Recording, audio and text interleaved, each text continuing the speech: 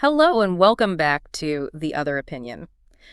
This is the place where we really don't shy away from those scary, less talked about perspectives. The ones that everyone else is maybe a bit too polite to bring up. Exactly. So glad to have you with us. And look, if you're new here, you're probably going to want to hit that subscribe button right now because today we are going straight into the trenches. We really are. And when we say trenches, I mean, it's not a war movie, though it kind of feels like one for the people who are living it. We're talking about the chaotic, messy, and frankly exhausting world of AI filmmaking in early 2026. Yeah, this isn't about those flashy marketing videos you see where everything looks perfect. Yeah. This is the reality. We've been digging through a huge pile of conversations, debates, and honestly confessions from the people actually doing the work on Reddit places like our filmmakers, our Stable Diffusion, Artificial, RVFX, dot. Yeah. The real ground truth. And our mission today is to separate that, that marketing fluff of the one-click movie from what actual pros and indie creators are doing to survive. Right. In an industry where suddenly $1 million budget is now considered low budget. It's insane. So let's get into it. Because the biggest misconception, and it's still out there even now, is that you can just type, "make me a Star Wars movie," and boom, out pops a blockbuster. Right. And that's the very first bubble we have to burst. Looking at the sources, it is absolutely not one click. I mean, the reality of making a full AI film is what users are calling stitching. Stitching. Okay, that sounds a lot less magical. It sounds tedious. It sounds really tedious. And it is. We saw this great breakdown from a user, Philip and another, we should shotguns, who just laid out their actual day-to-day workflow.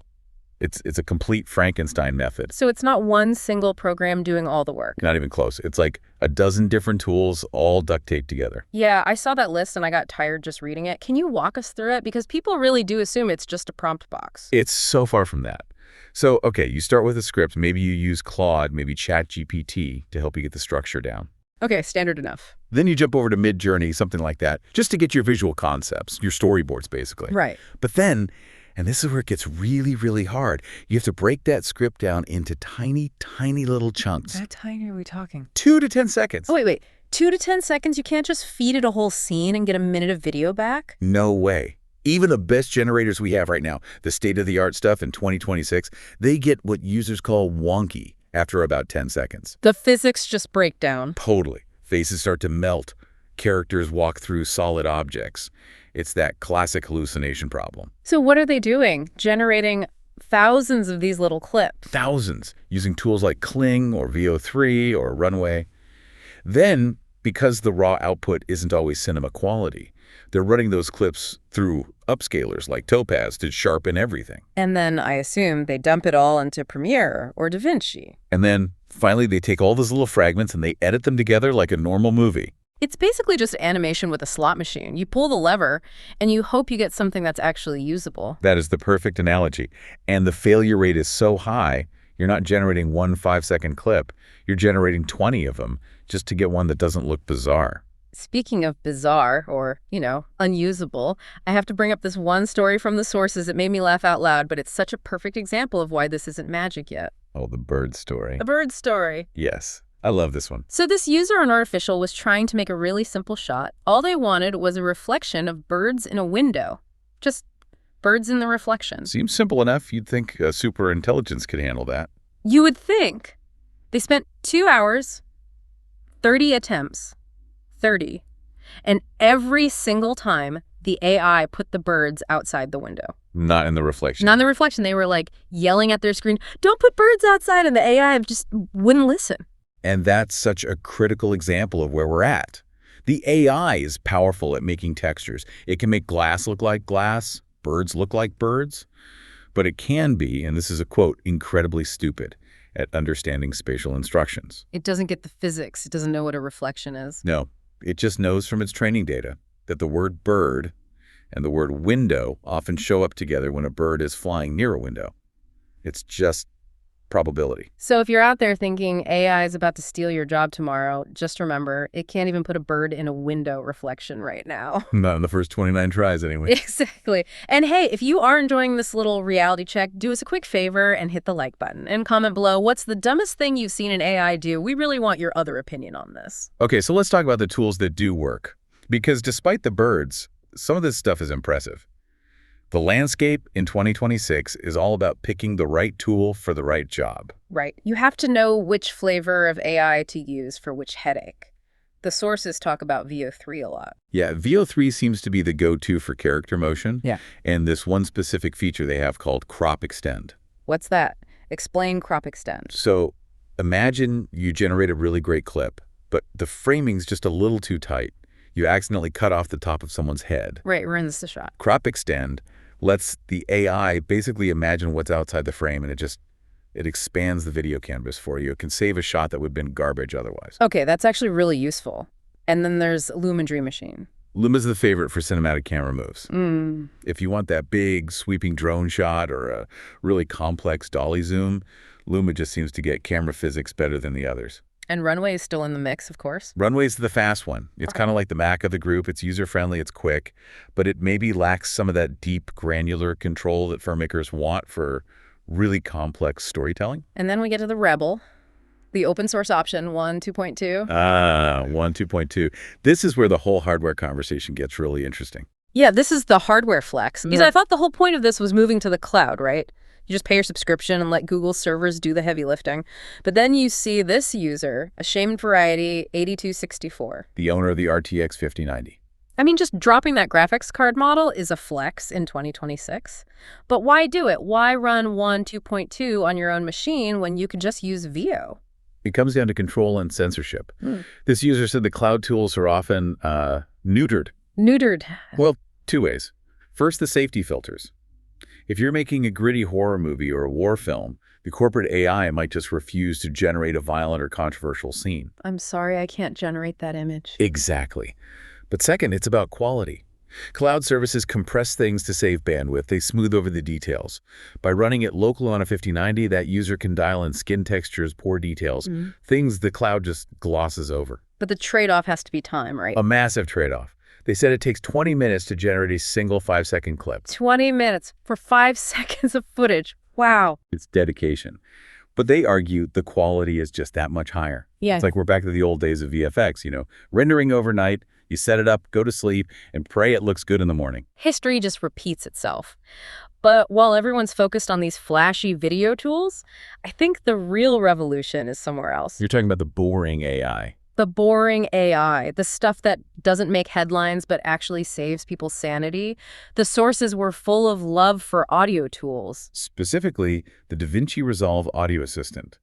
We saw a user just raving about it, saying it does 80% of their mixing and mastering work in 2 clicks. That's huge. I mean, audio mixing is a dark art that takes years. If an AI gets you 80% of the way there in a few seconds, that's a genuine revolution for your workflow. It really is. It's not replacing the top-tier sound engineer on a Hollywood blockbuster, but for an indie filmmaker or a YouTuber, it's a lifesaver. And what about something like generative fill in Photoshop, just removing a stray coffee cup from the set? That's the perfect example. That's the other opinion right there. Yeah.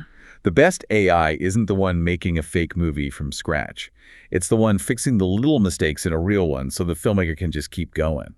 Which brings us to the elephant in the room, the money. We found this story from a user named Bean Tours that was just true. It was really compelling. This one really stuck with me because Bean Tours isn't just a hobbyist. They have film festival awards. They've worked on pro sets. They're a real filmmaker. But they have this horror script they love, and they just cannot raise the money to shoot it traditionally. They said $1 million is now considered indie or low budget. Think about that. The barrier to entry is $1 million. So for them, AI isn't this cool new toy. It's a survival tool. It's the difference between their story getting made for $25,000 or just dying in a desk drawer. Exactly. That's the democratization angle. Yeah. But that whole idea, it clashes so hard with the pushback you see in the exact same online threads. The anti-AI feeling is intense. Oh, it gets heated. We saw one comment, I hope I can retire before I'm forced to use any of the new AI shit. You can just feel the exhaustion in that. It's not just anger, it's fatigue. The ground is just shifting too fast under their feet. And of course, you see James Cameron's quote everywhere that generative AI only produces mediocrity. Which, is a valid artistic critique from a master. But then then you get the other side of the protest. Are you going to bring up the penis guy? We have to. It's part of the discourse. It is pretty funny. So there's this user, Rosecrans, who is a top commenter in our filmmakers, and they said their main contribution to the AI debate is just yelling penis in all caps at people who get too hyped about trendy AI solutions. And it sounds crude, but I think it's a form of protest art. Is it, though? I think so. It's mocking the hype cycle. It's a very human reaction to feeling like your art space is being invaded by tech bros who don't get it. It's the digital equivalent of throwing a tomato. The digital tomato. Okay. But beyond the yelling, there are real technical problems. The big one seems to be character consistency. This is the #1 complaint, the holy grail problem. You generate your main character in one shot, and in the next shot, they look like their slightly off cousin. I've seen that. The nose changes, the shirt's a different color. It completely breaks the immersion. The narrative just falls apart. Yeah. So the really advanced users are solving this by training their own low-rise. Low-rise, that stands for low-rank adaptation, right? Yeah, but basically, you're teaching the AI a specific face. You feed the model 20 or 30 photos of your actor, or even a generated face you liked, and you train a tiny little custom model that forces the AI to remember what that person looks like. So you have to customize the AI's brain for every single movie. For every main character, yeah. And it's technical work. It's not art, it's data science, but it's the only way to get a coherent story. So once again, it is not one click. And if you're enjoying this deep dive, please share this with a friend who is either terrified of AI or maybe a little too addicted to it. They need to hear the other opinion. Now, I want to pivot to something really interesting. A user at the IBC conference in Amsterdam, this huge broadcast tech show. The Super Bowl of broadcast tech? You'd think AI video generation would be the star of the show there. You would. But this user pointed out that the most practical, most widely used AI at the whole event was auto-transcription and translation. Wait, really? Subtitles? It makes perfect sense when you think about the business. The global market is everything. If you can instantly translate and dub your show into 20 languages, perfectly preserving the actor's original tone and emotion, that's worth more money to a studio right now than a generator that puts birds on the wrong side of a window. That is such a good point. We get distracted by the magic of creating a video, but the real money is in distributing it. And that gets to the core of our other opinion ethos. The question isn't, is AI killing art? It's, is AI just changing the tools? And the verdict from the people in the trenches seems to be this new hybrid model. It's not all AI or no AI. No. The most successful workflows seem to be filming real actors. You get that real human performance, and then you use AI to build the world around them. Change the backgrounds, fix the lighting, add VFX that used to cost a fortune. And there was that workflow using 3D engines like Unity or Blender. That sounded really smart. The 3D hybrid. It's brilliant. So you build your scene with really simple, ugly, blocky 3D shapes. It looks like a video game from 1995. But the geometry and the perspective are perfect. Exactly. The camera move, the depth, it's all mathematically correct. Then you use the AI to basically paint the photorealistic textures and details on top of that ugly structure. So the human controls the structure, the AI does the decorating. Precisely. And that way your walls don't bend, your perspective doesn't shift, but you get that hyper-realistic look without having to model every single brick by hand. It really feels like the role of the filmmaker is changing from someone who captures reality to someone who directs a simulation. You're a conductor, managing all these different real and synthetic parts to create one cohesive vision. That's a great way to put it. But here's the final question, the one that really gets me. Does the audience even care how it was made? That is the ultimate question. Because at the end of the day, we watch movies to feel something. And this raises the most uncomfortable thought of all. If you were sitting there watching a movie and a scene makes you cry, I mean, it genuinely moves you. Does it matter if that scene was generated by a graphics card in a basement? That's the scary part. If the emotion you feel is real, does the origin of the art matter? A lot of people would say yes, that the human touch, knowing another person's intent and experience went into it, is what creates value. But if the only test is, did it make you feel something? Well, AI might eventually win that test. And that's what I want you, the listener, to think about. If an AI makes you cry, is your tear fake? Does the lack of a human artist invalidate your own emotional experience? Deep thought. Seriously. And look, in the spirit of transparency and the other opinion, we have to state this just once.